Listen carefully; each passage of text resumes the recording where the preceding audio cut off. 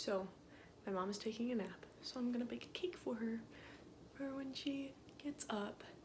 So unfortunately we don't have all this stuff to bake a cake, but we do have a box cake mix. So we're gonna make that. So I preheated the oven to 350 degrees, and then I ended up going over, so I tried to get it back down to 350, but then I went under. So there we go, 350. There you go. Nice job. Thumbs up. And there's the back of the cake box, and I was reading the instructions, so I followed them. I greased the pan with some cooking spray because I don't have Crisco or whatever it's called at my mom's house. So I greased the can. Oh, there's my charger that I dropped in a puddle earlier sitting in rice. And then I emptied the cake bag into the bowl and shook it a little bit, tried to get all the cake mixture out. And then I got 1/3 cup of vegetable oil because that's what the box said to do.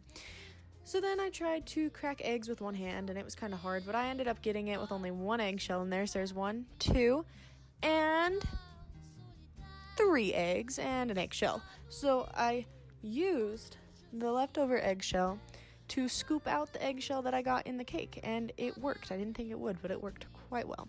So then I started mixing it, and then I realized I forgot water. So I ended up putting in 1/3 cup of water because that's what the box said, and it looked really weird, but then it started to make the cake mix texture. So then I poured it into the cake pan, which was also hard to do with one hand.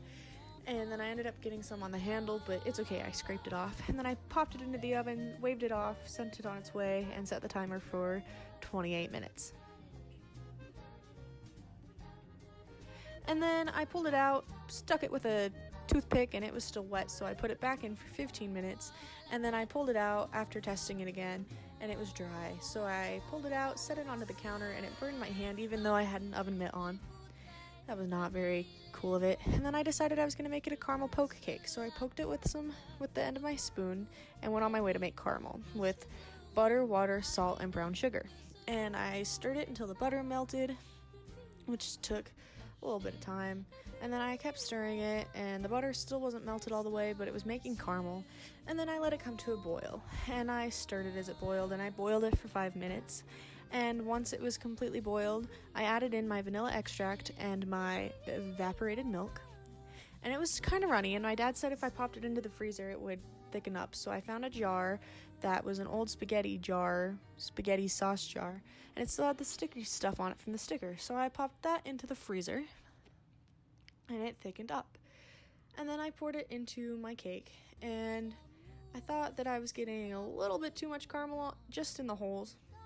So I ended up just kind of spreading it on the cake, kind of like its own little frosting. And then once that was done, I began my next step, which was to pour half a can of sweetened condensed milk in with the caramel, and I don't know what it does, but it tastes really good. And I felt like I was getting a lot of that, but then I remembered when I was little, my dad used to lick the can, lick the top of the can, so I did that, and then I cut my tongue, but it's okay, you live and you learn. So I poured it on there, and then I let it drizzle, and it looked marbled. I thought that was kind of cool. And then I put some saran wrap on it, popped it in the fridge, and then I frosted it and said goodbye.